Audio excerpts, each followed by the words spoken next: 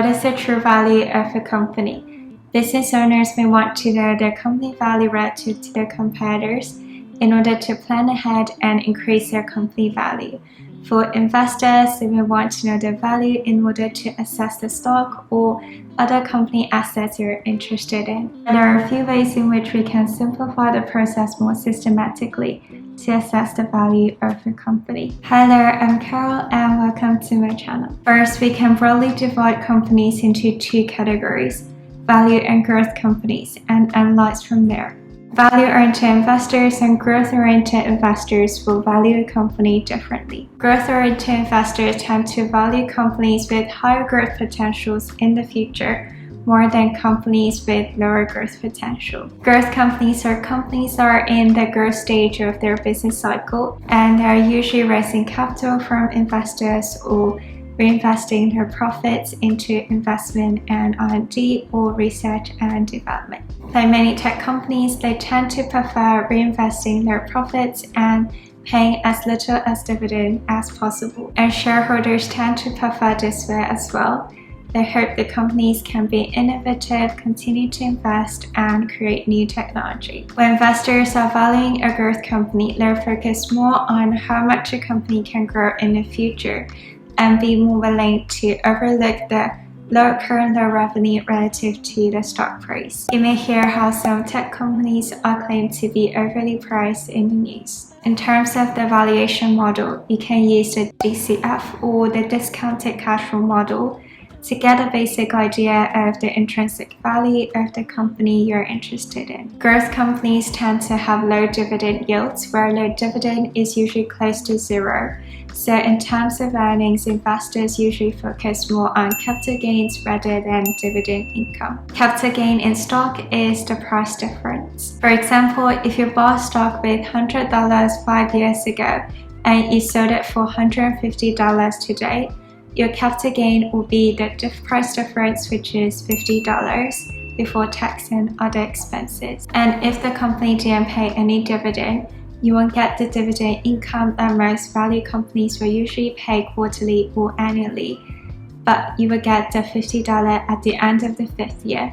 So no dividend income, but yes capital gain. The reason why the DCF model is more suitable in this case is because it takes into account of growth factor. If you're somewhat familiar with the DCF model, you will know that you need to plug in the growth rate along with other assumed factors in order to calculate the value of a company. So how much do you think the company can grow in terms of revenue in 1 year? How about the 2nd year, 3rd year, 4th year, and so on? And you discount it back. A great example is Tesla. Some people may think the company cannot sell as many EVs in the future, given it a lower growth rate, and may think the stock is overly priced. Whereas some investors or people may think it can continue to grow and sell the cars, the company hasn't reached its peak, then they'll most likely give a higher growth rate and the end valuation will be much higher. If you're not familiar with the DCF model, it's absolutely okay. The main takeaway here is that the valuation will be given differently based on how people predict how much a company can grow in the future. So a company with higher growth potential in the future will usually be given a higher valuation than lower growth potential company. Price multiples are also popular, like the PE ratios or the price to earnings ratio, or price to book, or price to cash flow, and others. For PE ratio, it divides the stock price by earnings per share. So for a high PE ratio, it can mean a high price relative to the earnings. The stock can be viewed to be overly priced. Usually we compare the ratios of companies within the same industry and similar size. Because every company has different numbers of outstanding shares, which is the total amount of shares held by shareholders that's tradable in the market. If two companies have exactly the same company value, one with higher outstanding shares will have a lower price per stock than the other company. It's like with two loaves of bread. If one is sliced into greater pieces, one slice will be smaller, but the overall size of the bread is the same.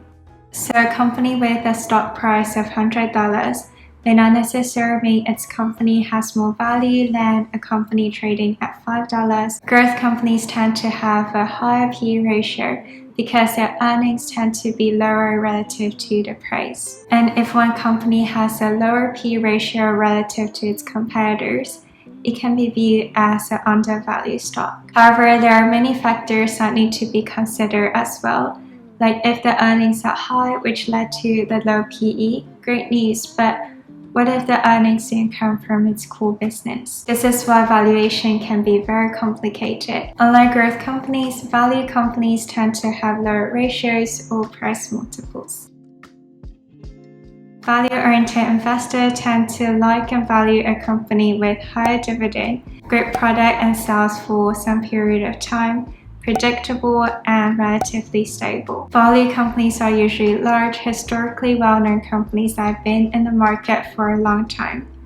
Well-known examples are Coca-Cola, Walmart, and others. They have established their customer base, and the customers love and will go back to buy their products or services over and over again. Companies have found a business model that can generate the revenue sustainably. I'd say the taste of a Coke today is pretty similar to the one I had 10 years ago. The packaging is pretty similar, and if I were to have a Coke in a few years, I would expect the taste to be at least something I'm familiar with. Whereas products like iPhone have evolved over the past 10 years and are most likely to transform in some way in the future, at least we have some expectation and we get a little disappointed for some people when nothing might change when a new model came out. The famous value-oriented investor is Warren Buffett. He is known to favor companies that have great valuation, usually with undervalued stocks, with low financial ratios like low PE, low price to cash flow, and others. He started to invest in Apple when they began to pay out dividends. In their 2022 annual report, under the section The Secret Sauce, he wrote, "The cash dividend we received from Coke in 1994 was $75 million. By 2022, the dividend has increased to $7 million. Growth occurs every year just as certain as birthdays." You can see how dividend income is important to Berkshire Hathaway. However, there's also a trend toward healthier lifestyle. Carbonated soft drink consumptions overall have been declining over the past few years. Again, it complicates the search for the true value of a company.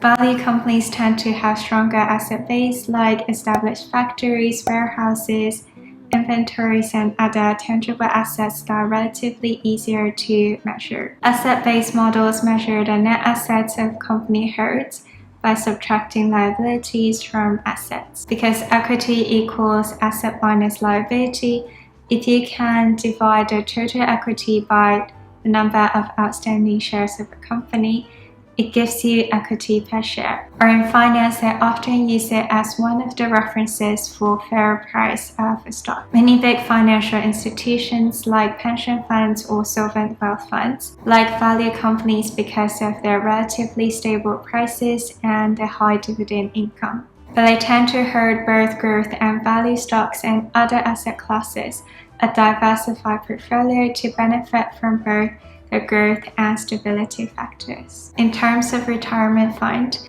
like this one from Vanguard, if you browse through their web page on retirement funds, it says the fund's manager gradually shifts each fund's asset allocation to fewer stocks and more bonds, so the fund becomes more conservative as you get closer to retirement. And the stock it holds, if they're referring to the conservative investment, they're most likely lean toward value stocks as they're viewed as less risky than a growth stock. So at this point, we talked about different valuation models, the DCF, price multiples, and asset-based models that can help you measure the value of a company. But you may wonder if there's any other way that can help you measure the company without so much calculation and analysis. Your personal preference and experience can be a powerful tool as well. If you really like a product or service and also the company, then the company is valuable to you. You may like the founder, his or her vision, and see potential in that company. Like, we may hear numerous stories on how private equity investors or managers decide to invest in a startup just based on one conversation with the founder of Japanese company SoftBank. Masayoshi Son said in an interview that he decided to invest $20 million in Jack Ma was through the gaze he shared with him. Maybe 35, 40 employees, but his eyes was very strong eyes, strong, shining eyes. It's considered as one of the most successful investments that SoftBank has ever made. So the fancy financial calculation or analysis are not necessary for you to spot a valuable company. There are tens of thousands of public companies listed globally, and it can be rather difficult to come up with one value for a company and decide whether it's over or undervalued. And in most cases, there will also be some fair amount of human subjective judgment involved, complicates the whole valuation metrics. No matter how in-depth the analysis some professional did for you and try to talk you into investing, if you don't like the company for some reasons, you're most likely not investing in it. We may get excited about an upcoming trend, get anxious, or sell and buy too quickly. Our emotions can easily get into our ways. It's rather difficult to define the true value of a company, but hopefully this video gave you some ideas and tools to consider when valuing a company on Beach or just shopping for a product. Thank you for watching and hope to see you in the next one. Bye!